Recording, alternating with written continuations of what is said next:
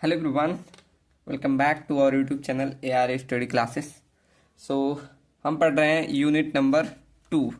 हमारा चल रहा है यूनिट सेकंड, जिसमें हमने एक लेक्चर कर लिया और उस लेक्चर में हमने जो था बेसिक कॉन्सेप्ट सीखा कि हमारे जो डिजाइनिंग में और एनालिसिस में यूज होते हैं वो सब हमने इस एक लेक्चर में सीख लिया था। सो आज स्टार्ट करते हैं अपना first topic, analysis of singly reinforcement beam. ठीक, जिसमें मैंने कल ही बता दिया था कि इसमें गिवन क्या रहेगा और हमारा एम क्या रहता है इस एनालिसिस में। फिर से एक बार मैं रिवाइज करना चाहूँगा कि इसमें हमारा गिवन डाटा क्या होता है, क्योंकि अब हम चल रहे हैं analysis of singly reinforcement beam के पूरे स्टेप कैसे फॉलो होंगे, पूरा कैसे आपको करना वो सब बता रहा हूँ। ठीक, तो इसमें आपका जो गिवन डाटा होता है वो आपको क्रॉस सेक्शन दे देगा, आपको ग्रेड स्टील की दे देगी, स्टील कंक्रीट की ग्रेड की स्टील दे देगी, एरिया ऑफ स्टील दे देगा, ये सब दिया होता है। ठीक, तो एक बार लिख दें ऐसे कि क्या क्या देगा, क्रॉस सेक्शन दे देगा, आपको ग्रेड ऑफ कंक्रीट दे देगा, ग्रेड ऑफ स्टील दे देगा एंड एरिया ऑफ स्टील भी दे देता है। ठीक, उसके बाद इसमें मेरा मेन एम होता है मोमेंट ऑफ रेजिस्टेंस को फाइंड करना। क्या अकॉर्डिंग जो हमारा सेक्शन जिस प्रकार का आएगा, जैसे ओवर एनफोर्समेंट आया या बैलेंस सेक्शन आया या अंडर एनफोर्समेंट सेक्शन आया, उसी के आधार पे हम क्या करते हैं, मोमेंट ऑफ रेजिस्टेंस को फाइंड करते हैं। ठीक, मोमेंट ऑफ रेजिस्टेंस, तो हम इसको क्या करते हैं, फाइंड करते हैं अकॉर्डिंग टू हमारे जो भी सेक्शन आएगा उसी के आधार पे। ठीक, चलो तो आपका स्टेप फर्स्ट रहेगा, जो अभी हमने पीछे सब डिस्कस किया अब वही सब फॉलो होगा। ठीक, तो आपको स्टेप फर्स्ट ज्ञात करना है क्रिटिकल न्यूट्रल एक्सिस ज्ञात करने, मतलब जो एक्सिस कर रहा हूँ, डेप्थ, जो हमने एक्सयू लिमिट ज्ञात किया था। ठीक, तो पहला स्टेप आपका वही होता है कि आपको एक्सयू लिमिट ज्ञात करना है। एक्सयू लिमिट को क्या नाम दिया था, critical depth of neutral axis. ठीक, जिसे हम एक्सयू लिमिट से डिनोट कर रहे थे। तो पहला आपका स्टेप रहेगा कि आपको यही ज्ञात करना है, क्या, एक्सयू लिमिट को। अब एक्सयू लिमिट का हमने कल फॉर्मूला निकाला था, क्या निकाला था, चलो इससे लिख दें। हमने कल ही निकाला था कि एक्सयू लिमिट इक्वल टू की इंटू डी, ये हमने कल फॉर्मूला निकाल दिया था, जिसमें हमारा के क्या होता है, एक क्रिटिकल न्यूट्रल एक्सिस कांस्टेंट होता है, क्या, 700/1100 प्लस में 0.87 FY। ठीक, ये हमारा क्या होता है, के की वैल्यू होती है, यहाँ से आप निकाल सकते हैं। ठीक, तो पहला स्टेप आपका क्या रहेगा, क्रिटिकल न्यूट्रल एक्सिस की डेप्थ ज्ञात करना, जिससे मैंने चार्ट से बताया था कि हमारी के की वैल्यू ग्रेड ऑफ स्टील पे डिपेंड करती है। ठीक, तो मैंने यहाँ लिखवाया भी था कि द वैल्यू ऑफ, एक बार फिर से लिखवा दूँ कि द वैल्यू, अगर आपको स्टेप पूछे तो ऐसे पूरे स्टेप पे फॉलो करना है। ठीक, तो द वैल्यू ऑफ की depend on grade of steel, अब मैंने एक चार्ट पूरा बनवाया था, जैसे हमारा 3 ग्रेड है स्टील में, FE 215 एंड FE 215 लिख रहा हूँ, FE 250 and FE 415 and FE 500 था। ठीक, ये हमने ऐसे बनवाया था कल, और ये हमारा ग्रेड रहता है और यहाँ के की वैल्यू। ठीक, कितनी आई थी, 0.53 एंड 0.48 एंड 0.46, अब तो याद ही हो गया होगा। ठीक, तो इस तरह हमारा पहला स्टेप खत्म होता है, आप इजीली एक्सयू लिमिट की वैल्यू निकाल सकते हैं। ठीक, निकाल लेंगे ना, बस अभी मैं क्वेश्चन दूंगा आप सबको सॉल्व करके टेलीग्राम पे भेजना है। उसके बाद स्टेप सेकेंड आपको क्या करना है, आपको ज्ञात करना है actual depth of neutral axis. क्या ज्ञात करना है, जिसे हम एक्सयू से नाम बोलते थे, क्या, actual depth of neutral axis, जिसे हम XU बोलते थे। ठीक, अब इसे ज्ञात करना है, तो इसे ज्ञात करने का भी फार्मूला हमने कल सीखा था। कैसे, हमने देखा था कि कंप्रेशन इक्वल टू टेंशन, यही देखा था ना। उसके बाद क्या, यहाँ से कंप्रेशन का फार्मूला मालूम था, टेंशन का कैसे, कंप्रेशन का क्या फार्मूला था, 0.36 FCK B into XU, 0.36 FCK B into XU। ऐसे इसका ज्ञात किया था क्या, 0.87 FY इंटू AST, ये हमने कल देखा था, ये दोनों फोर्स निकाले थे। अब यहाँ से मुझे एक्स यू की वैल्यू चाहिए होती है, तो एक्स यू इक्वल टू हम कैसे ज्ञात कर सकते हैं, ऐसे 0.87 F Y into A S T upon में ये वैल्यू इधर आ जाती है, तो 0.36 एफ सी के इंटू बी। ये आपका सेकेंड स्टेप। यहाँ से आप क्या ज्ञात कर लेंगे, एक्स यू की वैल्यू। ठीक, बढ़िया। तो यहाँ आपका 2 स्टेप खत्म होते हैं। एनालिसिस कितना ईजी है। ठीक, चलो अब स्टेप नंबर 3 आपको क्या करना है, इन तीनों को, सॉरी इन तीनों कह रहा हूँ, इन दोनों को कंपेयर करना है। मतलब लिखेंगे compare x you limit and x you. आपका थर्ड स्टेप क्या रहेगा कि कंपेयर करना है इसकी वैल्यू और इसकी वैल्यू को। ठीक, तो इससे आपका अगर तीन केस बनते हैं। क्या केस, कौन से, एक केस बनेगा जब आपका बैलेंस सेक्शन बन जाएगा, एक केस बनेगा जब आपका ओवर रेनफोर्समेंट सेक्शन बनेगा, एक केस बनेगा जब आपका अंडर रेनफोर्समेंट सेक्शन बनेगा। कब बनेगा, अभी भी देखो, अगर मेरी वैल्यू क्या हो जाए, इफ एक्स यू लिमिट की वैल्यू क्या हो जाए, हमने ये भी पढ़ा था कि कब बनेगा, ये तो हमने कल ही बता दिया था। अगर एक्स यू लिमिट की वैल्यू हमारी ज़्यादा हो जाती थी एक्स यू से, तो हमारा कौन सा सेक्शन बन रहा था, अंडर एनफोर्समेंट। हमने कल एकदम डिटेल में पढ़ा था under enforcement, over enforcement and balance section, तीनों के बारे में। ठीक, तो एक्स यू लिमिट की वैल्यू जब एक्स यू से ज़्यादा आ जाती तो हमारा कौन सा सेक्शन बनता है, बैलेंस सेक्शन। सॉरी बैलेंस कह रहा हूँ, under reinforcement section, under reinforcement section. ठीक, चलो ऐसे अगर हमारी क्या हो जाए, इफ एक्स यू की वैल्यू हमारी ज़्यादा हो जाए, किससे, एक्स यू लिमिट से, उल्टा लिखा दिया, एक्स यू की वैल्यू ज़्यादा हो जाए एक्स यू लिमिट से। ठीक, मतलब ये वाली वैल्यू ज़्यादा हो जाए इसके कंपेयर में, तो हमारी कौन सी आ जाएगी, over reinforcement section, over reinforcement section. ठीक, लेकिन हमने एक पॉइंट भी लिखवाया था कि अगर ओवर एनफोर्समेंट सेक्शन आ जा रहा है तो उसे क्या मान करें, उसे हम बैलेंस सेक्शन मानकर डिजाइन करेंगे। ठीक, हमने कल लिखवाया था, उसकी मोमेंट ऑफ रेजिस्टेंस कैपेसिटी को घटा देते हैं और उसे क्या मानकर, उसे बैलेंस सेक्शन मानकर हम डिजाइन करते हैं। ठीक, तो थर्ड केस हमारा था कि बैलेंस सेक्शन कब, जब एक्स यू की वैल्यू एक्स यू लिमिट के बराबर आ जाए, तब वो हमारा क्या कहलाता है, बैलेंस सेक्शन कहलाता था। कौन सा, बैलेंस सेक्शन। ठीक, तो इस तरह आप तीनों रिलेट कर पाएंगे कि आपका कौन सा सेक्शन बना, किस प्रकार का सेक्शन बना। आप ऐसे जब इन दोनों की वैल्यू निकालेंगे, कंपेयर कर लेंगे, तो यहाँ से मालूम चल जाएगा कि आपका सेक्शन कौन सा प्रकार का है। ठीक, चलो उसके बाद क्या करना है आपको, थर्ड स्टेप हमारा लास्ट रहेगा, मोमेंट रेजिस्टेंस करना है, मोमेंट ऑफ रेजिस्टेंस। ठीक, लास्ट स्टेप रहता है हमारा स्टेप नंबर 4। बस आपका एनालिसिस खत्म। स्टेप 4 क्या ज्ञात करना है, मोमेंट ऑफ रेजिस्टेंस,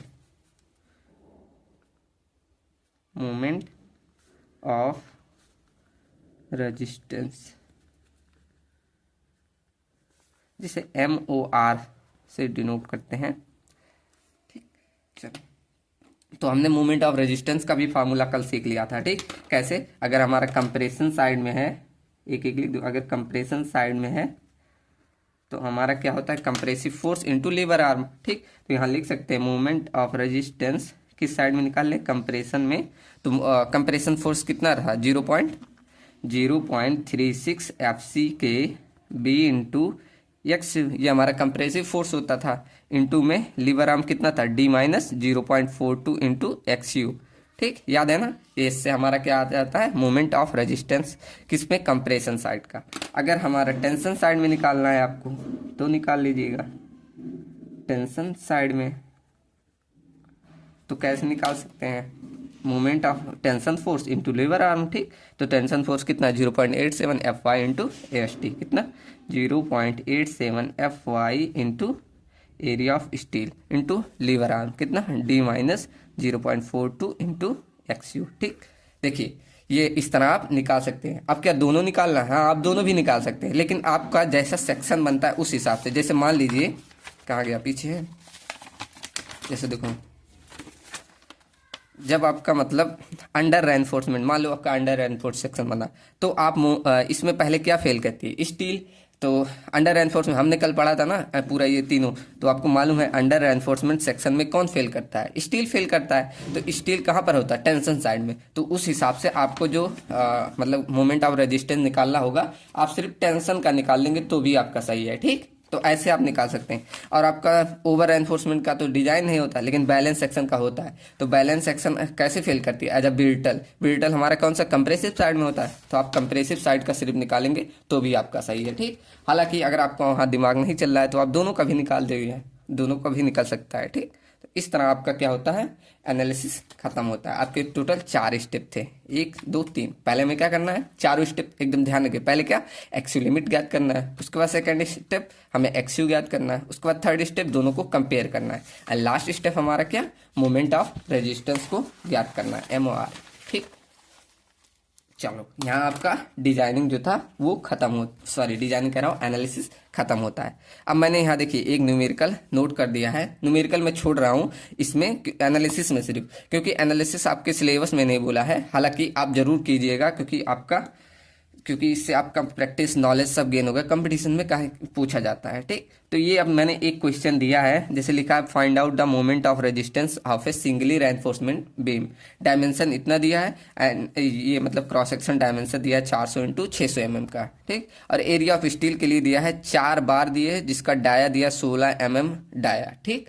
चलो, और इसकी ग्रेड दी गई है M25 grade and FE 415 grade, ठीक। ये मतलब कंक्रीट की ग्रेड दी गई है, स्टील की सब चीज़ें आपको दी गई है। बस क्या करना है, सब चीज़ें आपको रख के, आप ये सारी वैल्यू रख के आप इजीली कर सकते हैं, ठीक।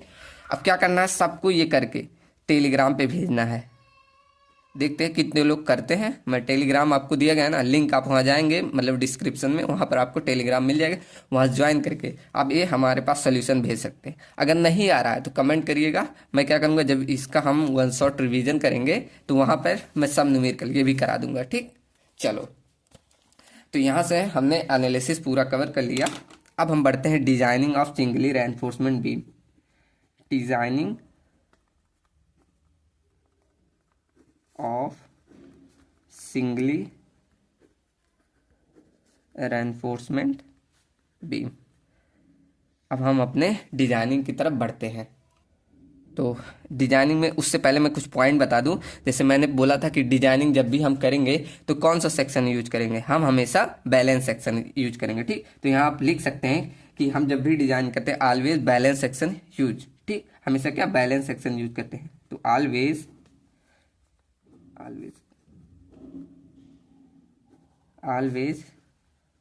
Balance section is used for designing. ये अब आपको ध्यान रखना है, ठीक, कि हमेशा हम डिजाइन में कौन सा बैलेंस सेक्शन का यूज करते हैं। मतलब कहने का मतलब इसका क्या होता है कि हमारा एक्सयू की वैल्यू एक्सयू लिमिट के बराबर होती है, ठीक। यही तो मतलब होता है बैलेंस सेक्शन का, कि जो हमारा actual depth of neutral axis होता है वो critical neutral axis depth of neutral axis के बराबर होता है। इसका कहने का मतलब यही होता है, ठीक। चलो, और यहाँ एक्सयू लिमिट की हमें वैल्यू ही ज्ञात करनी हो तो ऐसे भी लिख सकते हैं, एक्सयू इक्वल टू एक्सयू लिमिट बराबर के इंटू डी लिख सकते हैं। हमें मालूम है एक्सयू लिमिट की वैल्यू के इंटू डी होता है, ठीक। तो अभी ये वैल्यू हम काफ़ी बार यूज करेंगे, ठीक।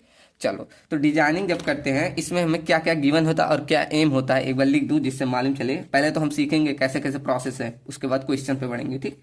तो इसमें हमारा जो गिवन डाटा होता है, मेन हमारा इसमें होता है एरिया ऑफ स्टील एम, ठीक। तो इसमें गिवन हमारा क्रॉस सेक्शन डायमेंशन कभी कभी दिया रहेगा, कभी कभी ज्ञात करना रहेगा, ठीक। तो क्या, क्रॉस सेक्शन डायमेंशन, और ये हमारा हमेशा नहीं दिया रहता है, किसी किसी क्वेश्चन में ये ज्ञात करना रहेगा। तो इसे लिख सकते हैं समटाइम, कभी कभी ये हमारा क्रॉस सेक्शन डायमेंशन मतलब विड्थ और हाइट, ये मतलब विड्थ और डेप्थ, ये कभी कभी दिया रहेगा, कभी कभी नहीं दिया रहेगा, ठीक। उसी प्रकार ग्रेड दिया रहेगा स्टील की, और हमारा ग्रेड कंक्रीट की दिया रहेगा, और स्पान में कितना लोड लग रहा है वो भी दिया रहता है। मतलब ग्रेड ऑफ स्टील, ऐसे ग्रेड दिखा सकते हैं, और grade of concrete and grade of steel, and हमारा स्पान पे कितना लोड आता है वो भी दिया रहता है। इससे हम फैक्टर लोड लगाते हैं, ठीक। फैक्टर लोड मतलब अभी वो भी हम बताएंगे फैक्टर लोड क्या होता है, मतलब टोटल लोड कितना बीम पर आता है वो भी। तो स्पान पे कितना लोड आ रहा है वो हमारा दिया होता है, ठीक। इसमें मेरा मेन एम क्या होता है, एरिया ऑफ स्टील ज्ञात करना है, AST, ठीक। क्या एम होता है, एरिया ऑफ स्टील ज्ञात करना, नंबर ऑफ स्टील बार यहाँ से निकाल सकते हैं, स्पेसिंग उनके बीच निकाल सकते हैं। ठीक, तो सब चीज़ें यहाँ से निकाल सकते हैं इसीलिए। चलो तो बढ़ते हैं इसमें। देखो एक एक साइड हम लेके चलेंगे, जैसे हमारा दो साइड होता है ना, यहाँ पर देखो इस पे बना दूँ, ऐसे हमारा दो साइड था ना, ये एक ध्यान रखिए, एक हमारा कंप्रेशन साइड था, एक टेंशन। तो हम एक एक साइड उठाएंगे, वहाँ से एक एक फार्मूले निकलते जाएंगे। ठीक, तो पहला हम उठाते हैं कंप्रेशन साइड, ऊपर का चलते हैं कंप्रेशन साइड। अभी देखिए कितना अच्छा फार्मूला निकल के आएगा यहाँ से। जो पहली बार पढ़ रहे होंगे उनको और अच्छा लगा, जो दोबारा पढ़ रहे होंगे उनको पता होगा। अभी एक फॉर्मूला निकल के आएगा Q V D square, M R equal to Q V D square. कैसे, अभी देखो हमें कंप्रेशन साइड में लेके चल रहे हैं, तो कंप्रेशन साइड का पहले मोमेंट ऑफ रेजिस्टेंस का फॉर्मूला मालूम है, एम आर कंप्रेशन का। अभी यहाँ ऊपर ही लिखा कितना 0.36 F C K B into X U D minus 0.42 X U. ठीक, क्या होता है एक बार और 0.36, मेरे साथ ऐसे बोलते चलिए, जब तक बोलेंगे नहीं तब तक याद नहीं होगा। कितना 0.36 F C K B into X you, उसके बाद डी माइनस 0.42 एक्स यू। ठीक, यही होता है मोमेंट ऑफ रेजिस्टेंस, किसमें कंप्रेशन साइड लेके चल रहे हैं। चलो तो अच्छा, हमने बोला था कि हम क्या लेके चल रहे हैं, हमेशा बैलेंस सेक्शन। तो हम यहाँ दिखा सकते हैं कि एक्स यू बराबर हम क्या लिखेंगे, एक्स यू लिमिट को, एंड एक्स यू लिमिट हमारे किसके बराबर होता है, के इंटू डी के बराबर। तो यहाँ जहाँ एक्स यू है वहाँ के इंटू डी लिख सकते हैं, हाँ लिख सकते हैं। चलो लिखो, तो 0.36 एफ सी के इंटू बी इंटू, ये इसके स्थान पे हम क्या रख दे रहे हैं, के इंटू डी, तो के इंटू डी, डी माइनस 0.42, यहाँ भी एक्स यू है तो एक्स यू के स्थान पे क्या रख देंगे, के इंटू डी। चलो बढ़िया। अब क्या करेंगे, यहाँ से देखो डी कॉमन आ जा रहा है, तो डी कॉमन ले लो, क्या आ जाएगा 0.36 F C K B into के इंटू, या एक डी आएगा तो क्या हो जाएगा, ये डी स्क्वायर 1 माइनस 0.42 इंटू के। ठीक, चलो बढ़िया। अब यहाँ पर देखिए 1 माइनस 0.42 इंटू के जो होता है, इसे हम डी से मतलब सॉरी डी कर रहा हूँ, जे से डिनोट करते हैं। क्या यहाँ पर जो हमारा G1 यहाँ लिख दो किनारे, क्या 1 माइनस 0.42 इंटू के है, इसे हम जे से डिनोट करते हैं। अब जे क्या होता है, ये हमारा कोफिशियंट होता है। अब कौन सा कोफिशियंट, हम कह सकते हैं लीवर आर्म है ना, तो इसलिए इसका coefficient lever arm coefficient, lever arm coefficient. ठीक, जे हमारा क्या होता है, लीवर आर्म कोफिशियंट। चलो तो अब हमें क्या मिल जाएगा, यहाँ से देखो 0.36 एफ सी के इंटू बी इंटू के डी स्क्वायर, और ये हम क्या लिख दिए, जे। ठीक, तो यहाँ से ये हो गया।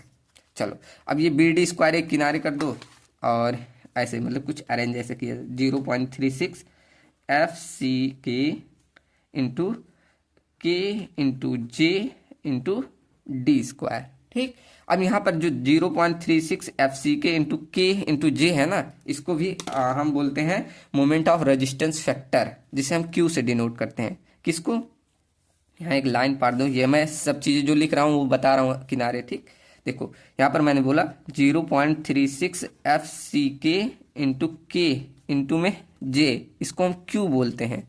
क्या बोलते हैं, क्यू। अब क्यू क्या होता है, यहाँ पर लिख दें, क्यू हमारा होता है मोमेंट ऑफ रेजिस्टेंस फैक्टर। क्या, moment of resistance factor, resistance factor. ठीक, चलो तो यहां से ये सारी वैल्यू को हमने क्या बोल दिया, क्यू। यहाँ बी भी है, क्या बोल दिया, क्यू। तो यहां से फॉर्मूला निकल के आएगा q into b into D square. तो moment of resistance M R की इक्वल टू हमारा क्या आ गया, क्यू बी डी स्क्वायर। अब कई लोगों ने अगर पढ़ा होगा तो ये से डायरेक्ट ये रटते हुए आ रहेंगे, Q B D square, Q B D square. ठीक, तो हम AQ के लिए पढ़ रहे हैं, तो उसमें क्या होता है, हमें कॉपी भी भरनी होती है, तो इतना सारा आप डेरिवेशन कर सकते हैं। क्या आएगा, moment of resistance equal to Q B D square. ठीक, अब इसको हम बोलते हैं लिमिट, जो हमारे निकल के इसको बोलते हैं लिमिटिंग मोमेंट ऑफ रेजिस्टेंस। क्या बोलते हैं, लिख सकते हैं यहाँ, it is also known as, it is also known as limiting moment of resistance.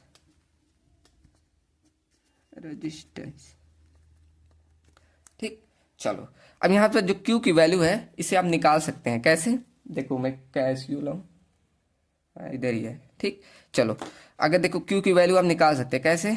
अगर मुझे ग्रेड ऑफ स्टील मालूम हो, जैसे मैंने मान लो एग्जांपल, ऐसे मैं रफिंग करके बता रहा हूँ, अभी उसके बाद चार्ट बना दूँ। देखो जैसे मान लिया मैंने FE 415 के लिए लिया, सॉरी FE सबसे 250 के लिए ले रहे हैं। ठीक, पहला ही ले ले।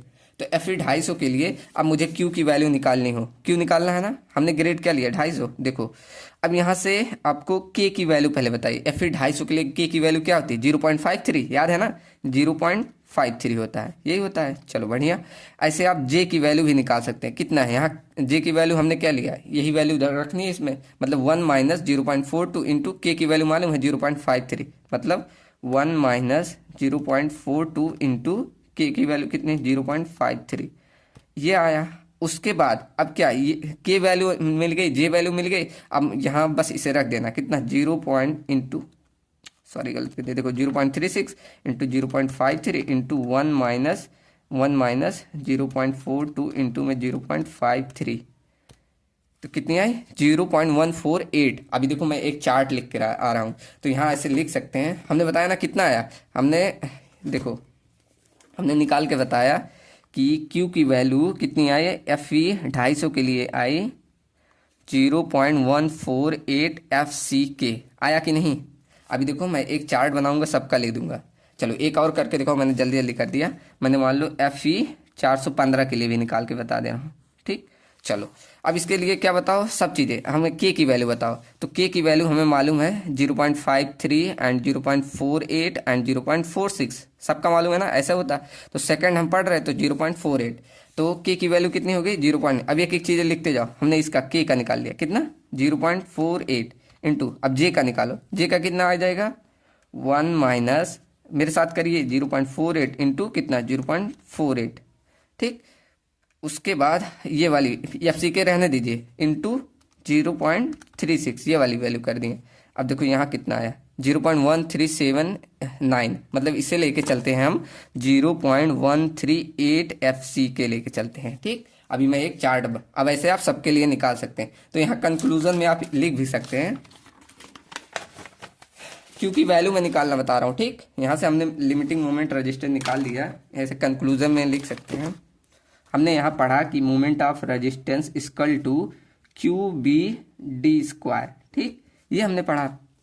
यहाँ कंक्लूजन आप दे सकते हैं, एक सेकंड दिख रहा है, चलो। तो हमने बोला Q की वैल्यू हमारी किस पे डिपेंड करती है? कि ग्रेड ऑफ स्टील पे। तो लिख सकते हैं ऐसे, the value of Q is find out with the help of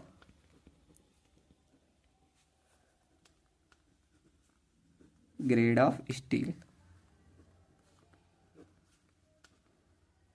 ठीक, चलो हमने अब चार्ट बना दे, एक चार्ट बना लीजिए। अब जिनको ना समझ में आया होगा वो ऐसे डायरेक्ट ही ध्यान रखेंगे। दो,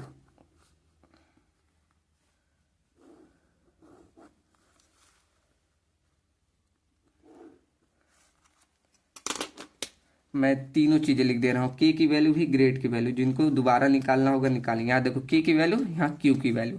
ठीक, चलो तो ग्रेड हमारी कौन कौन सी होती है? 3 ग्रेड, FE 250 और FE 415 एंड FE 500। ठीक, अब तो सब वैल्यू ध्यान हो गई होगी। कितना होता है इसका? 0.53, और इसका कितना होता है? 0.48 होता है। ठीक, 0.48 एंड इसका 0.46। ठीक, और इसका भी हमने निकाला कितना? 0.148 FCK। ठीक, यही निकाला। उसके बाद इसकी वैल्यू कितनी निकाली? 0.1379 आ रहा था, उसे हम 78 लेके चल गए FCK। ऐसे इसका ध्यान रखना, 0.134 FCK। अब जिनको समझ में आया वो इसका निकाल के बताएंगे, बताइए कमेंट में कि आया था कि नहीं। ठीक, चलो तो यहाँ से आप Q की वैल्यू अगर आप ऐसे डायरेक्ट भी निकाल सकते हैं। अगर FCK की वैल्यू मालूम, FCK मतलब ग्रेड ऑफ स्टील की वैल्यू मालूम होगी तो वहाँ से, सॉरी ग्रेड ऑफ कंक्रीट की वैल्यू मालूम होगी तो वहाँ FCK मालूम चल जाएगा, जिससे हम Q की वैल्यू इजीली निकाल सकते हैं। ठीक, चलो अब यहाँ एक नोट पॉइंट डालेंगे। कि अगर मुझे डेप्थ की वैल्यू डी की वैल्यू नहीं दी होगी तो मैं इसी फॉर्मूले से निकाल सकता हूं। कैसे? लिख लेंगे पहले, इफ द वैल्यू ऑफ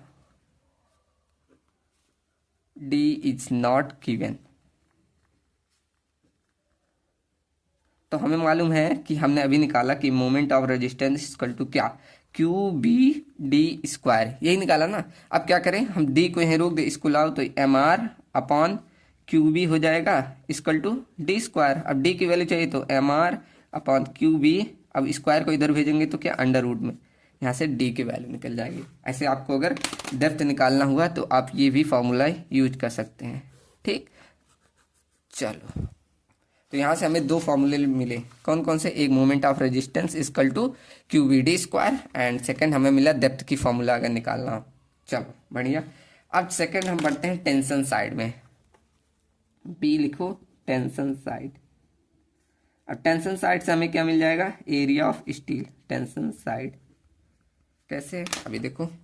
अब टेंशन साइड में मोमेंट ऑफ रेजिस्टेंस का फॉर्मूला कैसे होता था, M R equal to force into area. Force कितना था, 0.87 F Y into S T. ठीक, ये हमारा फोर्स हो जाता था। उसके बाद lever arm D minus 0.42 into X you, यही होता है ना। ठीक, अब हम क्या लेके चलते हैं केस में कि हमारा हम हमेशा बैलेंस सेक्शन लेके चलते हैं, तो हमने बोला था एक्स यू बराबर एक्स यू लिमिट के, और उसके बराबर हमारा के डी था। ठीक, अब क्या करो, बस जहां जहां एक्स यू है वहां के डी रख दो, रखो। तो आप जब रखेंगे कितना हो जाएगा, 0.87 F Y into A S T into में डी माइनस, यहीं बस आ जाएगा जितना 0.42 इंटू के इंटू डी, और कहीं एक्स यू है नहीं। चलो अब क्या करेंगे, यहाँ देखो डी कॉमन आ रहा है, ले लो कॉमन, तो 0.87 F Y into A S T. अब डी कॉमन ले लिए तो यहाँ से बच्चा 1 माइनस 0.42 इंटू के। ठीक, अब इसको हमने क्या बोला था पीछे, इसको हमने पीछे कहा था कि 1 माइनस 0.42 इंटू के की वैल्यू को हमने जे बोला था। जे मतलब लीवर आर्म कोफिशिएंट, इसको बोला था ना। अभी पीछे हमने जब ये कंप्रेशन साइड लिया तो वहाँ बताया था। तो यहाँ इसकी फॉर्मूला क्या आ गया, 0.87 F Y into A S T into D into में इसे हम जे बोल सकते हैं। ठीक, यहाँ से हो गया हमारा मोमेंट ऑफ रेजिस्टेंस। अब हमें चाहिए क्या, चाहिए हमें यही एरिया ऑफ स्टील। ठीक, बस इस एरिया ऑफ स्टील को यही रहने दो, इसको सबको यहाँ ले आओ। ठीक, कैसे, देखो मोमेंट ऑफ रेजिस्टेंस अपॉन, अब ये सारी वैल्यू 0.87 इधर नीचे लाओ, इसके आ जाएगा 0.87 एफ वाई इंटू में D into J equal to हमारा आ जाएगा एरिया ऑफ स्टील। कुछ ऐसे हमने क्या किया, इसको यहीं रहने दिया, सब वैल्यू इधर ले, बस ए एस टी को यहाँ रोक दिया, सारी वैल्यू आएगी यहाँ नीचे चली जाएगी। तो कुछ ऐसे एम आर बराबर 0.87 एफ वाई डी इंटू जे बराबर ए S T, area of steel. अब ये आप रटेंगे तो आप भूल जाएंगे, लेकिन आप इस तरह डिराइव करके ध्यान रखेंगे तो काफ़ी दिन तक याद रहेगा। ठीक, चलो, तो यहाँ से हमने हमारा मेन एम जो था उससे हमने एरिया ऑफ स्टील निकाल लिया। ठीक, अब इसके कुछ मतलब फॉर्मूले अलग से होते हैं, जैसे कि मैं नोट पॉइंट में उसे लिखा दे रहा हूँ। जैसे अगर मुझे डाया मालूम है वहाँ से निकाल देता हूँ, और मुझे यूनिवर्सल फार्मूला कुछ होते हैं, जैसे इसे नोट पॉइंट में डालेंगे। अगर जैसे कभी कभी कंडीशन हो जाती है, अगर टफ से टफ क्वेश्चन आ जाए तो यूज होगा। इम्पोर्टेंट दिख रहा है, एक सेकेंड, चलो, इम्पोर्टेंट नोट। ठीक, तो अगर मुझे एरिया ऑफ स्टील फाइंड करना है तो उसके कई सारे फॉर्मूलेज हैं। पहला लिखेंगे कि यूनिवर्सल फार्मूला, एक यूनिवर्सल फार्मूला है, universal formula for area of steel.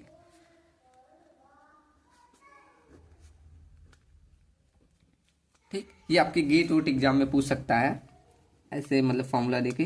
तो area of steel equal to होता है, देखियो 0.5 F C K upon F Y, क्या F C K upon F Y. अब आप अंडर रूट लगाएंगे, उसके बाद 1 माइनस, अब रूट में, ठीक, 1 माइनस फिर 1, ठीक, मतलब 1 माइनस 4.6 एम यू, कितना 4.6 एम यू अपॉन में F C K B into D square upon में लास्ट में बी इंटू डी। कुछ आपका ये फॉर्मूला होता है। इसको आप 3 से 4 बार ऐसे लिख के खुद करेंगे ना तो आपको ध्यान होगा, नहीं तो ऐसे देख के बस रख देंगे तो नहीं ध्यान होगा। ये आपका एक यूनिवर्सल फार्मूला हो गया। अब आपको अगर डाया मालूम है तो भी आप निकाल सकते हैं। कैसे? डाया और नंबर ऑफ मतलब बार कितने हैं तब भी आप निकाल सकते हैं। जैसे अब मैंने मान लिया 5 हमारा डाया ऑफ स्टील का मतलब है, डाया ऑफ स्टील बार है, तो हमें मालूम है अगर हमारा मेनली मतलब बार जो हमारा वो होता है स्टील, वो कैसा होता है? सर्कुलर। आप ऐसे लिख सकते हैं स्टील बार जनरली किस शेप में होता है? Circular. Steel bar has circular cross section. Generally circular ही तो होते हैं, आपने देखा भी होगा। तो सर्कल का एरिया कैसे होता है? ऐसे आप निकाल सकते हैं ना, area of steel equal to formula मालूम, pi by four into dia का स्क्वायर। डाया हमने क्या माना? 5 माना, तो 5 का स्क्वायर। आप ऐसे निकाल सकते हैं एरिया ऑफ स्टील। अब टोटल एरिया निकालना हो तो नंबर ऑफ बार भी मालूम है होना चाहिए, ठीक। तो हमें कहेंगे इफ वी हैव n बार, मतलब अगर हमारे पास n बार हैं तब हमें एरिया ऑफ स्टील के वैल्यू कैसे हो जाए? नंबर ऑफ बार से मल्टीप्लाई कर दो पाई/4 इंटू 5 का स्क्वायर। आप ऐसे भी निकाल सकते हैं अगर आपको डाया दिया है तब, ठीक। चलो उसके बाद हमारे यहाँ से अगर मुझे मतलब नंबर ऑफ बार ही निकालना पड़े तो जैसे मैं कभी कभी तो एरिया ऑफ स्टील निकाल लेंगे वहाँ से, फिर आपको क्या करना पड़ेगा? नंबर ऑफ बार निकालना होगा। तो आप कैसे निकालेंगे? तो ये भी अब इसी नोट पॉइंट में लिख दें कि अगर मुझे नंबर ऑफ बार्स निकालना हुआ तो आप कैसे करेंगे? तो हमें मालूम है जैसे कि क्या करेंगे, इसी नंबर ऑफ बार को इधर ले आए। जैसे एक डाया ये वाली एरिया को इधर भेजें, जैसे टोटल एरिया जैसे लिखेंगे नंबर ऑफ बार बराबर इस टोटल एरिया को एक बार की एरिया से डिवाइड कर दे, तो वहाँ से मालूम चल जाएगा ना। इतना तो मैथ कॉमन है। जैसे मुझे टोटल एरिया मालूम है, हमने जैसे मालूम पीछे की फॉर्मूले से टोटल एरिया निकाल लिया।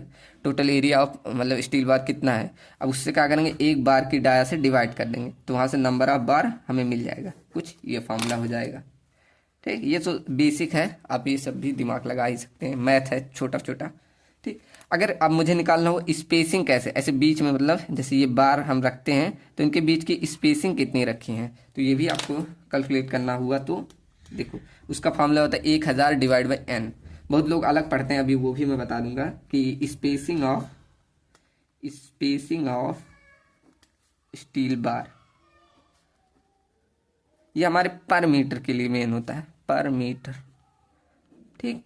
उसके लिए निकालना हुआ तो आपको मेन याद रखना है ये मतलब स्पेसिंग एस इक्वल टू 1000 में से डिवाइड कर देना है n से, ठीक। ये आपका सबसे इजी फॉर्मूला होता है। अब कई किताबों में क्या लिखा होता है, देखो मैं क्या बता रहा हूँ, ऐसे s equal to 1000 divide by A S into में पाई/4 इंटू 5 का स्क्वायर, ये आप लोगों ने पढ़ा होगा। अब ये कैसे निकल के आता, अभी देखो मैं बता रहा हूँ। जैसे आपको देखो n की वैल्यू अगर निकालनी हो मतलब नंबर ऑफ बार, ये n क्या है? नंबर ऑफ बार। तो आप यही फॉर्मूला यहाँ रखिए, तो रखो 1000 divide by A S upon में पाई/4 इंटू 5 का स्क्वायर। अब इसको आप इधर भेजेंगे तो कुछ यही फॉर्मूला निकल के तो आएगा। देखो 1000 बटे ए एस इंटू पाई/4 इंटू 5 का स्क्वायर, देखो यही निकल के आएगा नहीं। बस आपको चाहे ये फार्मूला ध्यान रखिए, चाहे 1000 बटे n ध्यान रखिए, आप नंबर ऑफ बार पहले निकाल लीजिएगा, ठीक। तो यहाँ से आप स्पेसिंग निकाल सकते हैं। चलो यहाँ से हमने डिजाइनिंग की सभी चीज़ें सीख ली। अब कुछ चीज़ें मुझसे छूट गई थी डिजाइनिंग में, वो यूज होती हैं। जैसे फैक्टर्ड लोड, मैंने पहले ही एक बार नाम लिया था, क्या? Factored load. अब उसके लिए पहले एक मतलब पूरा चार्ट है, मतलब क्या कोफिशी बोला जाए। देखो मैं पहले चार्ट बना दूँ। वो देखो मैंने एक यहाँ चार्ट बनाया है, और ये देखो मेनली ये चार्ट क्या है, मतलब जब अभी हम लोड कैलकुलेट करेंगे, अभी हम टोटल फैक्टर लोड कैलकुलेट करते हैं। अब देखो फैक्टर लोड क्या होता है पहले वो मैं बता दूं। फैक्टर लोड मतलब हमारा कोई भी स्ट्रक्चर है उस पर टोटल लोड कितना आ रहा है वही वैल्यू ज्ञात करना हमारा फैक्टर लोड कहलाता है, ठीक। तो फैक्टर लोड के लिए मतलब कुछ हम फैक्टर ऑफ सेफ्टी लेके चलते हैं। तो वही दिया गया है। अब इसको पहले मैं समझा दूं पूरे चार्ट को। जैसे इसमें दो कंडीशन दी गई, देखिए limit of collapse and limit of serviceability. ठीक, तो लिमिट ऑफ कोलैप्स क्या दिखाता है, उसकी मतलब कितनी ड्यूरेबिलिटी है, मतलब कितना स्ट्रेंथ वो बियर कर सकता है वो दिखाता है। एंड लिमिट ऑफ सर्विसिबिलिटी दिखाता है कि उसका मतलब कितना दिन तक ड्यूरेबिलिटी है, मतलब कितना दिन वो जीवित रहने वाला है स्ट्रक्चर में, ये कहा जाए। ठीक, तो इसके लिमिट स्टेट के दो कंडीशन ऐसे बनते हैं। ठीक, चलो इसमें देखो मैंने लिखा DL, LL, WL and DL। तो इसका मतलब DL मतलब होता है dead load and LL equal to होता है लाइव लोड। यहाँ नीचे आप लिखना चाहे लिख सकते हैं, DL इक्वल टू क्या होता है, डेड लोड, डेड लोड। अब डेड लोड, विंड लोड, ये मतलब ये देखो लाइव लोड, मतलब ये सब तो आप जानते ही होंगे, ऐसा बात नहीं है, 6 सेम में है, मैं बस लिख दे रहा हूँ। और W equal to wind load, क्योंकि ये मैकेनिक्स वैकेनिक्स में सब पढ़ते ही हैं, एक बार लिख दो। EL मतलब अर्थक्वेक लोड, अर्थक्वेक लोड। अब देखो ये हमारा जब विंड लोड और अर्थ लोड, देखो यहाँ स्लैश लगाया हूँ, मतलब विंड लोड और अर्थ लोड कभी एक साथ नहीं आते। ठीक, ऐसे लिख सकते हैं आप कि विंड लोड और अर्थक्वेक लोड, ये नॉलेज के लिए है। ठीक, पूछ लेते हैं, wind load and earthquake load कभी भी किसी स्ट्रक्चर पर एक साथ नहीं आते, किसी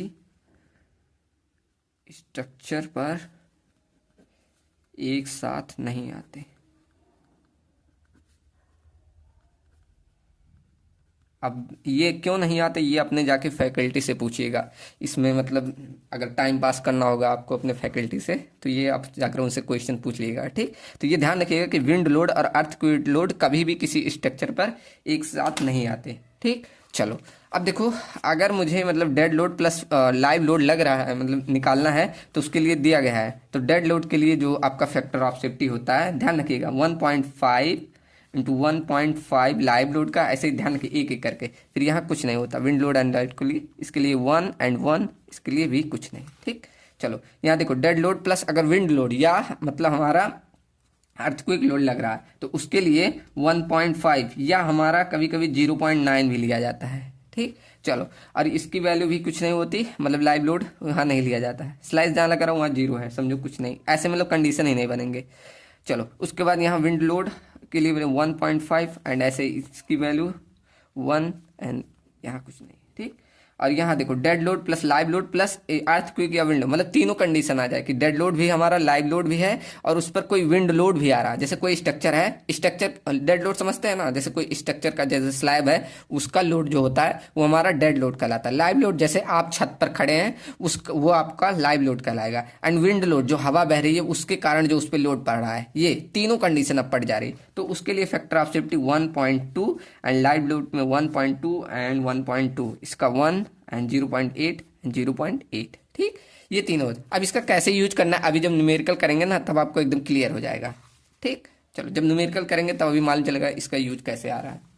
अब आप इसे ध्यान रखिएगा एक एक करके, जैसे नीचे का 1.2 1.2 फिर 1 0.8 0.8, ऐसे आप ध्यान रखेंगे तो याद हो जाएगा। ठीक, चलो अब एक चीज़ मैंने बताया कि फैक्टर लोड क्या होता है, तो यहाँ लिख लीजिए। अभी हम आगे क्वेश्चन करेंगे तो उसमें कैलकुलेट भी करेंगे, क्या फैक्टर्ड लोड। ठीक, फैक्टर लोड आप निकालेंगे जब, तो FD इक्वल टू जो आपका वर्किंग लोड उस पर आएगा, जो मतलब स्ट्रक्चर पे, जैसे dead load plus live load, ये वर्किंग लोड हो गया, जो उस पर वर्किंग लोड आ गया मतलब F वर्किंग लोड आ गया, प्लस जो आप फैक्टर ऑफ सेफ्टी से उस पर मल्टीप्लाई करेंगे। ठीक, तो यहाँ आप फैक्टर ऑफ सेफ्टी को ऐसे गामा F से दिखा दें, या मान लो फैक्टर ऑफ सेफ्टी मैंने ऐसे फॉर्मूला बना दिया। यहाँ F इक्वल टू हमने क्या बताया कि उस पर जो वर्किंग लोड है, working load on structure, working load on structure. ठीक, और गामा F मैंने बोला कि जो उस पर हम पार्शियल सेफ्टी फैक्टर ले रहे हैं, मतलब पार्शियल सेफ्टी फैक्टर है, मैंने ये बता दिया। अभी मैं डायरेक्ट न्यूमेरिकल में यूज करता तो आपको कंफ्यूजन होती है। ठीक, तो गामा F इक्वल टू क्या हमने बोला, पार्शियल सेफ्टी फैक्टर। ठीक, चलो अब आप तैयार हैं एकदम न्यूमेरिकल करने के लिए। चलो तो बढ़ते हैं अपने न्यूमेरिकल पे। तो एक काम करूँ, मैं न्यूमेरिकल पहले नोट कर दूँ, फिर उसके बाद कराता हूँ। ठीक, सॉरी यार, अभी एक टॉपिक बचा है, और क्या हमारा इफेक्टिव स्पैन, क्या, इफेक्टिव स्पैन। अब क्या होता है अभी बता रहा हूँ, अभी इसका भी यूज होता है, इफेक्टिव स्पैन। अगर देखो इफेक्टिव स्पैन आपका मतलब क्वेश्चन में नहीं दिया, तब तो मतलब कैलकुलेट करना पड़ेगा जो मैं बता रहा हूँ। कभी कभी दे देता है तो वहाँ आपको आसानी हो जाएगी। ठीक, चलो तो समझते हैं इफेक्टिव स्पैन क्या होता है। तो जब हमारा कोई बीम होता है, वो जब बेंड कर जाता है, तब उसकी जो लेंथ होती है वही हमारी इफेक्टिव स्पैन होती है। ठीक, मतलब अगर कहा जाए कि जो पार्टिसिपेट करे बेंडिंग में जितना लेंथ, वही हमारा इफेक्टिव स्पैन कहलाता है। ठीक, ऐसे लिख सकते हैं कि portion of the beam that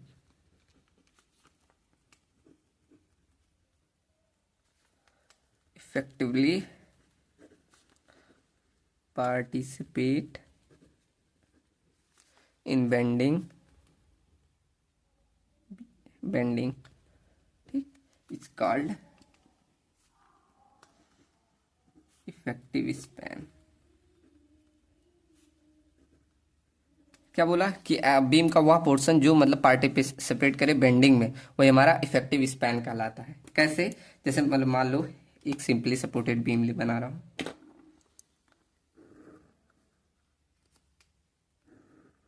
ये मैंने एक सिंपली सपोर्टेड बीम बना दिया। ठीक, ऐसे मान लीजिए ये हो गया, इस पर कोई लोड लग रहा है, ये कोई ऐसे लोड लग रहा है। ठीक, शुरू में तो इसकी स्पैन मान लो स्पैन थी, एल स्पैन थी, ये आपकी स्पैन थी। लेकिन जब ये बेंड कर जाता है तो इसकी स्पैन क्या होती है, ऐसे घट जाती है। देखो ये मेरा कुछ ऐसे हो जाता है। ठीक, तो यहाँ से आप इसका स्पैन पूरा ऐसे बनाएंगे, ऐसे ऐसे स्पैन पूरा मतलब ये सपोर्ट का बनाएंगे, तो यहाँ जो अंदर ये डिस्टेंस मिलेगी, इसको बोल सकते हैं L effective. Sorry sorry sorry, मैंने उल्टा बता दिया, फिर गलत बता दिया। देखो हमारे स्पैन क्या होता है, इंटरमीडिएट मतलब बीच की डिस्टेंस होती है, पिलर्स के बीच की डिस्टेंस हमारी स्पैन कहलाती है। जैसे मैं एक अच्छे से बना रहा हूँ, ये मेरे पिलर्स हो गए। अभी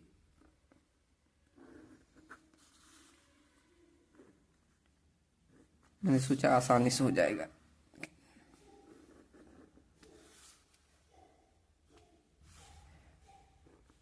ठीक, अब मुझे अगर स्पैन बताना हो तो क्या होता है, इंटरमीडिएट मतलब डिस्टेंस बिटवीन टू सपोर्ट, इस कॉल्ड हमारा क्या कहता है, स्पैन, जिसे हम बोल सकते हैं एल डिस्टेंस। यही होता है ना। ठीक, चलो तो हमारा जितना भी मतलब जैसे मैंने ये कोई लोड लगा दिया, मानो ये हमारा लोड लगा दिया, अब हमारा बीम क्या कर रहा है, ऐसे बेंड कर रहा है, ऐसे बेंड कर रहा है। तो वो हमारा डिस्टेंस क्या होता है इस केस में, सेंटर टू, अभी हम कैलकुलेट करना भी सीखेंगे, अभी तो मैं बता रहा हूँ इफेक्टिव स्पैन क्या होता है। तो ये centre to centre distance span से लेकर यहाँ तक की डिस्टेंस हमारी एल इफेक्टिव कहलाती है। ठीक, तो वही हमारे जितना मतलब पार्टिसिपेट किया बेंडिंग में, वो पोर्शन हमारा क्या कहला है, इफेक्टिव स्पैन, एल इफेक्टिव बोलते हैं। तो ये भी हमारा अभी डिजाइनिंग में यूज होता है। चलो मुझे लग रहा है अब क्वेश्चन कल ही कर पाएंगे, क्योंकि ये काफ़ी लंबा खींचने वाला है, क्योंकि सभी सेक्शन के लिए देखना होगा, एक एक करके सबका देखते हैं। पहले देख ले simply supported beam, simply supported beam. ठीक, मैं क्या कर रहा हूँ, सबको पहले बना दूँ फिगर। चलो तो मैंने यहाँ दो बीम बना दिए, हालांकि सब बीमों के लिए निकालना पड़ता है, जैसे कंटिन्यूअस बीम हो गया या रूलर बीम आते हैं, उनका भी ऐसे क्वेश्चन बहुत प्रकार के आते हैं, तो सबका निकालना पड़ता है। मैंने मेनली दो ही लिए, सिंपली सपोर्टेड एंड कैंटिलीवर। ठीक, अब मैं जब क्वेश्चन कराऊंगा अगर वहाँ और भी आएंगे तो मैं वहीं बता दूंगा। ठीक, अभी मैं दो ही लेके चल रहा हूँ, एक सिंपली सपोर्टेड बना दिया, एक कैंटिलीवर। ठीक, तो देखो मैंने सिंपली सपोर्टेड का बता ही दिया था कितना, ये हमारा बीच की डिस्टेंस होती है स्पैन, जिसे हमने कैसे डिनोट किया, इसे हम बोल सकते हैं स्पैन, जैसे एल एल एल हमारा क्या है, क्लियर स्पैन बोल सकते हैं, क्लियर स्पैन। ठीक, और यहाँ पर ये डिस्टेंस जो होती है ये हमारी इफेक्टिव स्पैन होती है, ये हमारी एल इफेक्टिव होती है। ठीक, अब इसको निकालेंगे कैसे, इसका देखो हमारा एल सी जो आपका, तो हमारी जो फॉर्मूला होता है एल सी प्लस डी। ठीक, और इसमें देखो एल सी क्या है, एल सी हमारा क्लियर स्पैन होता है, एंड डी हमारा क्या होता है, ये वाली इसकी डेप्थ कितनी है, इसे डी बोलते हैं। ठीक। दूसरा एक फॉर्मूला होता है कि बी जो हमारे ये वाला डेप्थ होता है इसे B1 बोलते हैं, इसे B1 एंड इसे B2, मतलब width of span and width of span second. ठीक। तो इसमें क्या करेंगे, इसका हाफ प्लस में ये LC प्लस में इसका हाफ। ठीक। क्या करेंगे, B1/2 प्लस में LC प्लस में B, इसे B2 बोले हैं, B2 का हाफ। ठीक।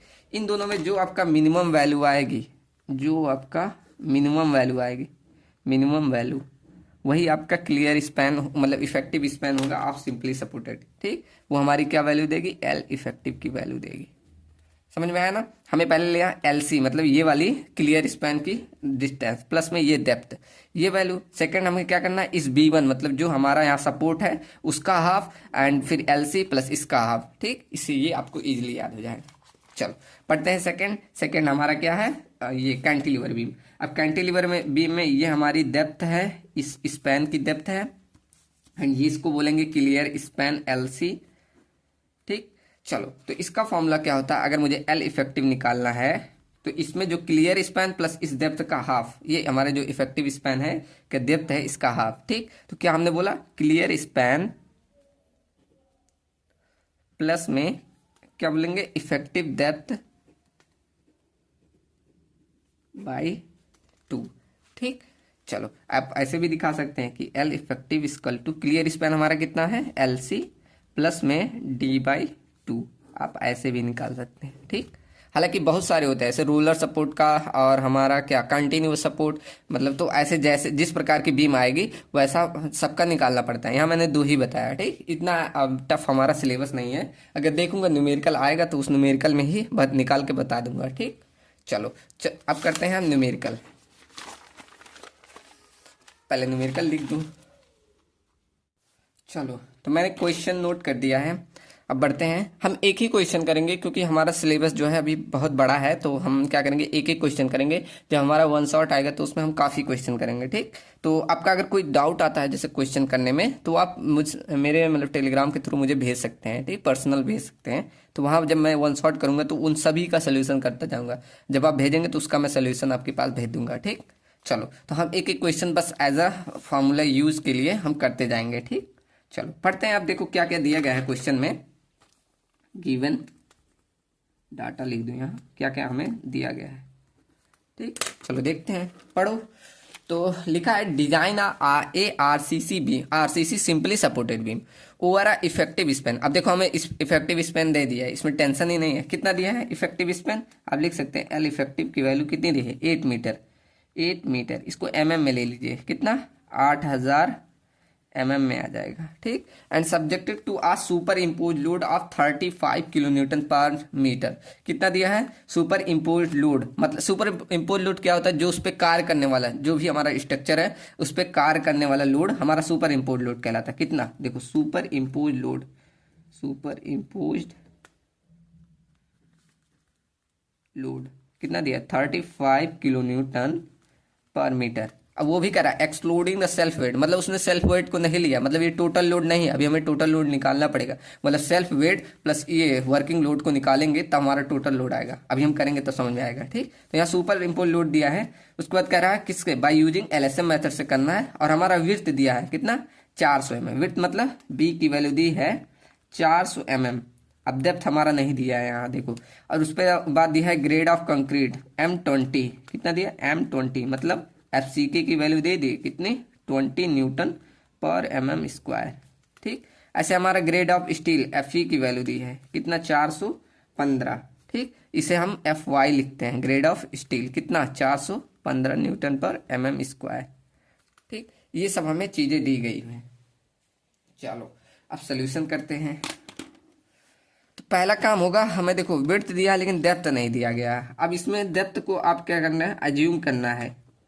अब अज्यूम क्यों, हमें एक फॉर्मूला भी मालूम है, आपको मालूम होगा अभी D इक्वल टू हमने पढ़ा अंडर रूट में क्या, MR/Q × B, ये हमने पढ़ा ना।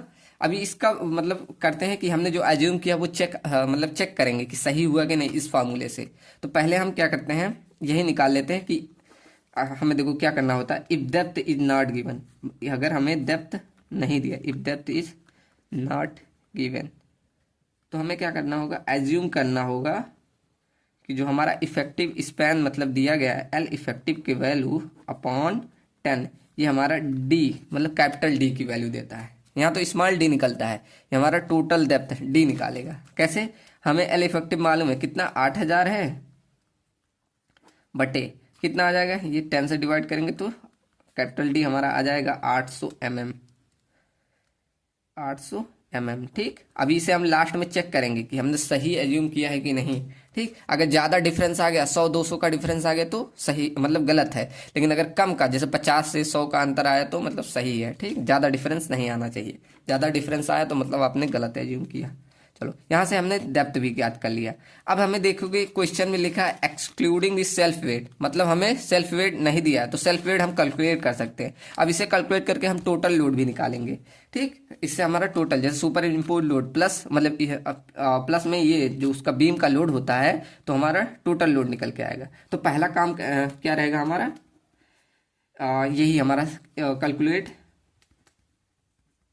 Calculate self weight of structure, self weight of structure. चलो कैलकुलेट कर दें। कैसे कैलकुलेट करेंगे, हमें देखो मालूम था आरसीसी का, हमें अगर यूनिट वेट मालूम था कितना होता है 25 किलो न्यूटन पर मीटर, यही होता है ना, हमने पीछे पढ़ा था कितना होता है 25 किलो न्यूटन पर मीटर। तो हमें मालूम है यूनिट वेट इक्वल टू क्या होता है, वेट बाई वॉल्यूम। तो हमें वेट ही तो चाहिए, इस स्ट्रक्चर का वेट ही चाहिए, आरसीसी स्ट्रक्चर है उसका वेट चाहिए। तो वेट को इधर को इधर, अगर गामा इंटू वॉल्यूम कर दे इक्वल टू वेट हमें मिल जाएगा। ठीक, चलो कर दो। तो हम क्या करते हैं, गामा की वैल्यू हमें मालूम, unit weight of RCC structure कितना होता है 25, पीछे पढ़ा था, ध्यान है कि नहीं, कि ये हमारा आरसीसी का यूनिट वेट है, पीसीसी नहीं आरसीसी का, कितना 25 किलो न्यूटन पर मीटर, पीछे पढ़ा है, आपको ध्यान हो पहला लेक्चर या सेकंड लेक्चर में होगा। ठीक, तो कितना 25। अब वैल्यूम निकालना, वैल्यूम मतलब width into depth into height. तो विड्थ हमें मालूम है बी की वैल्यू कितना है, बी की वैल्यू हमारे 400 mm है, mm को मीटर में ले लो क्योंकि मीटर में सब लिया गया है। तो कितना 400 कैलकुलेट करोगे तो 0.400 हो जाएगा, इंटू ऐसे करना वैल्यूम इक्वल टू क्या, डी इंटू अब देखो पर मीटर के लिए लिया जाता तो 1 ले लेंगे। ठीक, तो बी हमारा इतना हो गया, ये 0.8, ये हो जाएगा 0.8 इंटू ये वैल्यू 1, यहाँ से हमें वेट मिल जाएगा कितना, देखो 25 चौका 100, 8 में मल्टीप्लाई करेंगे 100 में तो 25 चौका, एक बार कैलकुलेट करें, 25 इंटू 0.4 इंटू 0.8 100, तो ये 8 किलो न्यूटन आ गया। ठीक, 8 किलो न्यूटन मीटर आ जाएगा, 8 किलो न्यूटन मीटर, ये हमारा कौन सा आ गया, सेल्फ वेट। चलो बढ़िया। तो अगर मुझे अब टोटल लोड निकालना हुआ स्ट्रक्चर पे, टोटल लोड तो कितना आएगा, देखो यहाँ से निकालना हुआ टोटल लोड, तो क्या होगा, वो जो हमारा सुपर इम्पोज लोड आ रहा है, जिसे हम मतलब मान सकते हैं कि जो हमारा सुपर इम्पोज लोड आ रहा है, प्लस में जो हमने यहाँ निकाला स्ट्रक्चर का लोड, स्ट्रक्चर का लोड। ठीक, दोनों का जोड़ लेंगे तो आपका टोटल लोड आ जाएगा कितना, 35 प्लस में 8 कितना आ गया, देख लो 35 प्लस में 8 इंटू कर दिया, 35 प्लस 8 43 आ गया, सॉरी देखो 43 किलो न्यूटन पर मीटर, ये आपका टोटल लोड निकल के आया। अब मैंने पीछे बताया कि आपको कैलकुलेट करना पड़ता फैक्टर लोड।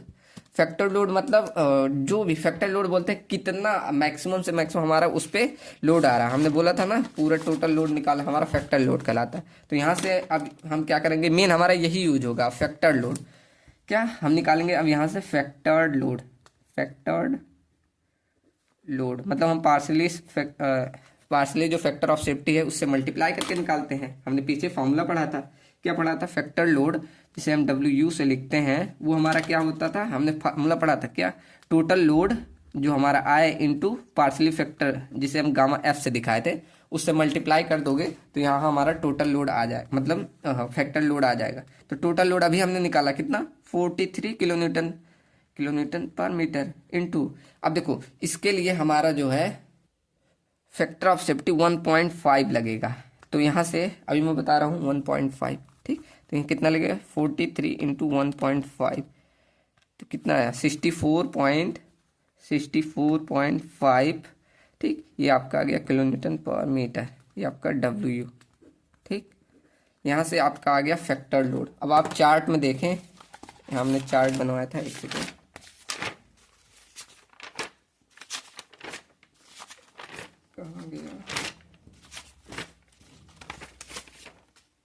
ये देखिए, ये चार्ट में तो हमने बोला था जब लोड कॉम्बिनेशन हमारा क्या रहे, dead load plus live load, दो ही जो लोड तो लगे, एक मतलब बीम का लोड, एक सुपर इम्पोज लोड, मतलब जो उस पर वर्किंग लोड लग रहा था, ठीक, तो वो दोनों हमारा क्या बना, 1.5 लिया जाता है, ठीक। तो फैक्टर ऑफ सेफ्टी क्या लेंगे, 1.5, dead load plus live load लग रहा है, ठीक। चलो देखो, हमने यहाँ कितना लिया, 1.5।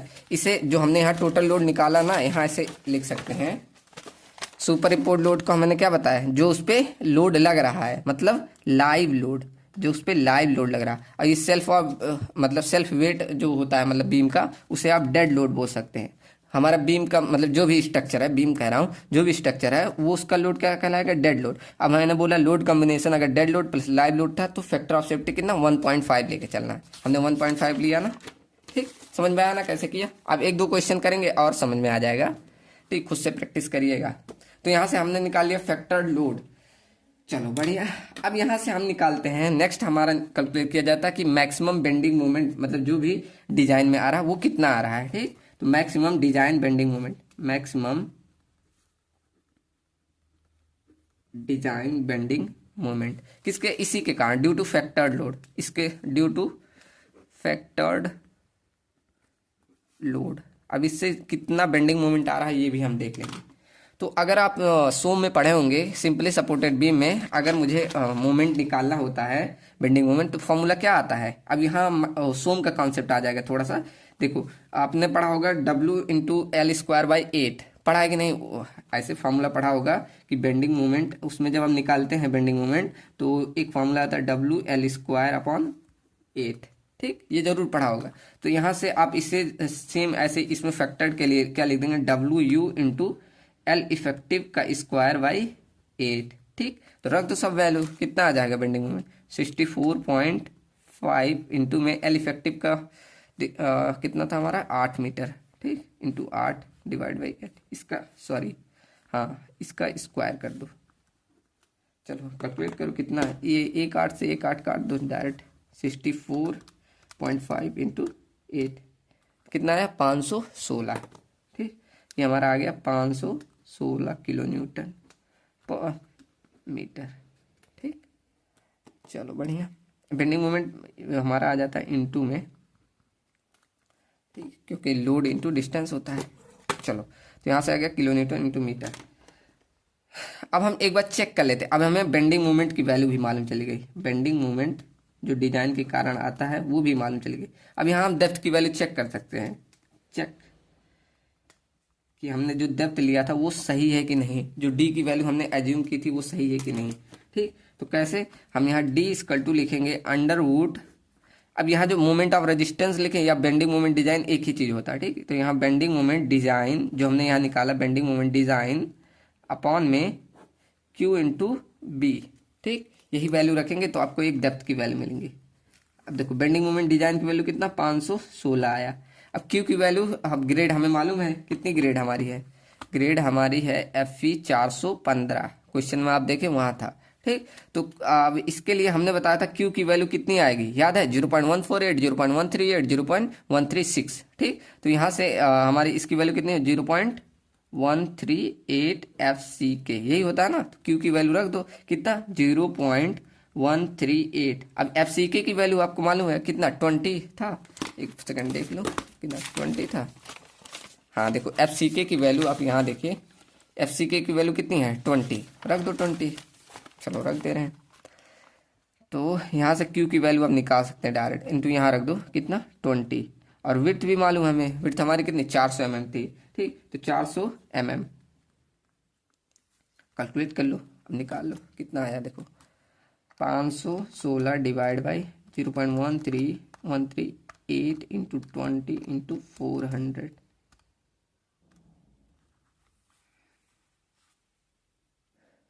देखो गलत आ रहा है, क्यों, क्योंकि ये हमारा जो बेंडिंग मोमेंट है ना, इसको हम किलो न्यूटन इंटू मीटर में लेके चलें। अब किलो न्यूटन इंटू मीटर को हम में बदलेंगे, में बदलेंगे तो इसमें से 10⁻³ आएगा, मीटर में से 10⁻³, मतलब 10⁻6 से मल्टीप्लाई करेंगे, अब सही आएगा, ठीक। तो यहाँ करो फिर से, 516 इंटू 10⁻6 डिवाइड बाई कितना, 0.13138 इंटू 20 इंटू 400, ठीक।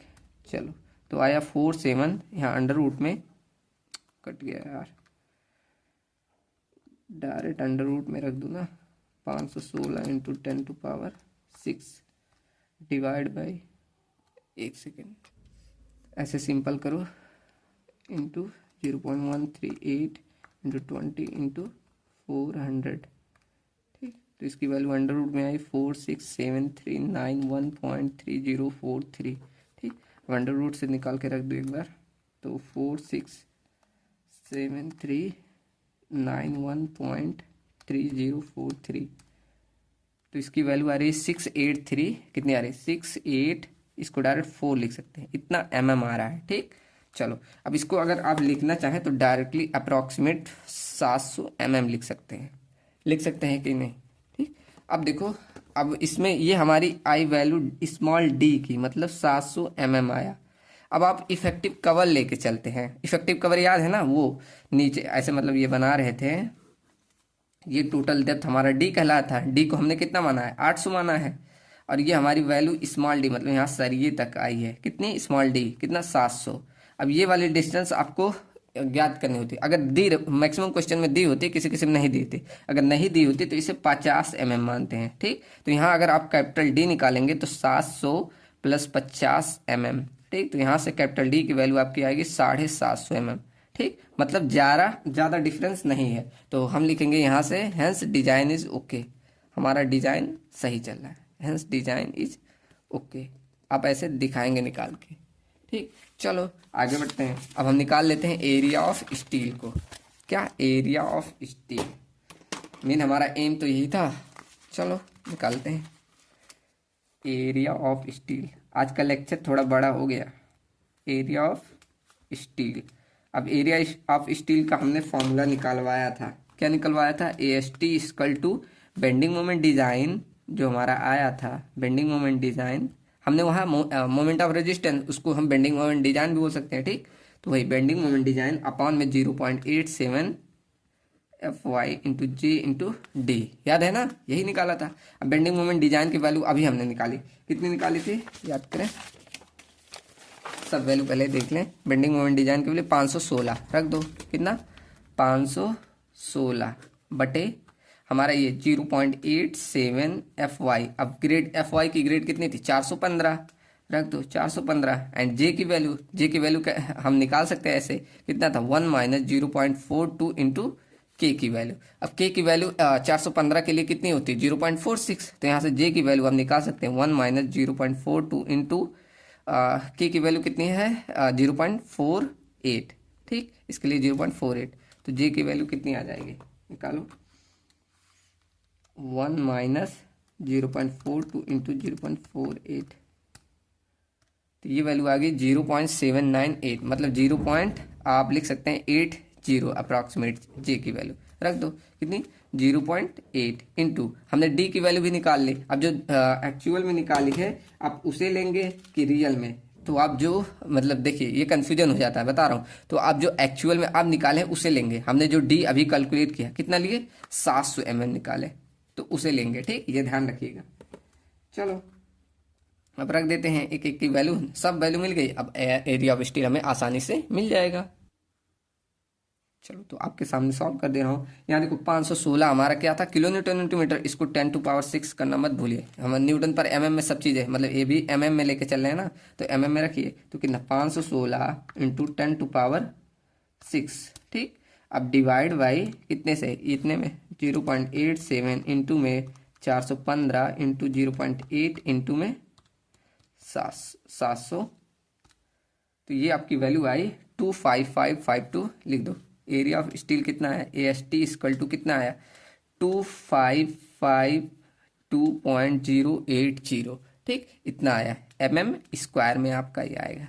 ये आपका आ गया टोटल एरिया ऑफ स्टील, ठीक। अब हम सब चीज़ें निकाल सकते हैं। अब मुझे टोटल एरिया ऑफ स्टील मालूम चल गया। अब नंबर ऑफ बार निकाल सकते हैं कि नहीं, नंबर ऑफ बार्स, तो आपको यहाँ एज्यूम करना पड़ेगा कि आपका डाया दिया नहीं, तो इसलिए आप कोई भी डाया एज्यूम कर सकते हैं अपने हिसाब से, ठीक। डिजाइन ऐसे देखोगे, डिजाइन का मेन स्टेप्स देखा जाता है, आपने सब चीज़ें निकाली कि नहीं, आंसर क्या है कि बहुत लोग का वेरी करता है। अब यहाँ आप डाया कुछ भी ले सकते हैं, मैंने डाया मान लिया 16 mm का फाई, मतलब 16 mm dia phi, sorry phi equal to 16 mm।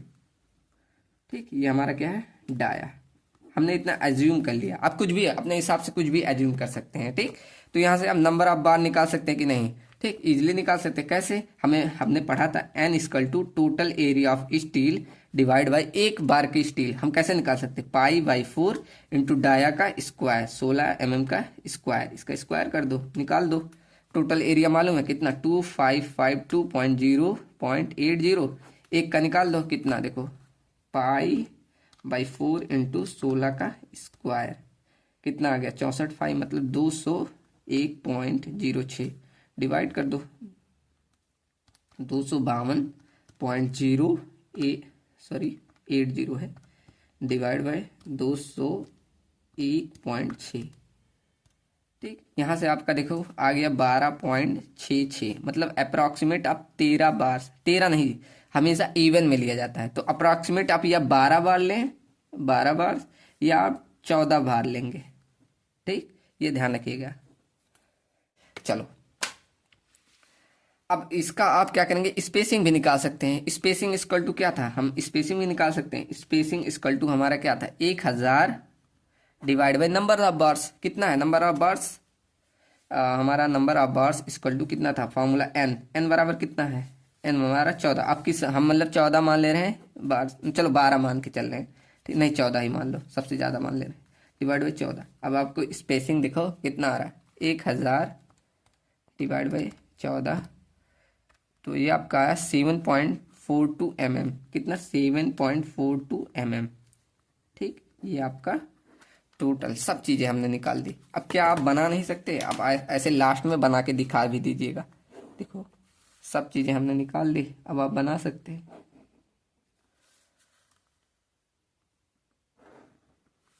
अच्छे से बनाइएगा, मैं जल्दी जल्दी बना दे। ठीक, अब नंबर ऑफ बार्स जितने हैं वो सब दिखा दीजिएगा। ऐसे मैं 3-4 बार दिखा दे रहा हूँ।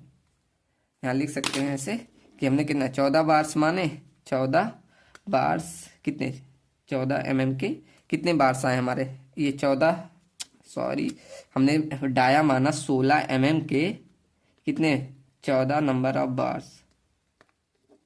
ठीक, ऐसे आप लिख देंगे, सॉरी लिखा नहीं आपको, देखो 16 mm फाई के, यहाँ फाई इक्वल टू 16 mm के हमने 14 नंबर ऑफ बार्स मान लिए। ठीक, और हमने डेप्थ भी निकाले, ये small D and capital D सब निकाला। कितना, आप सब चीज़ें ऐसे दिखाना पड़ेगा।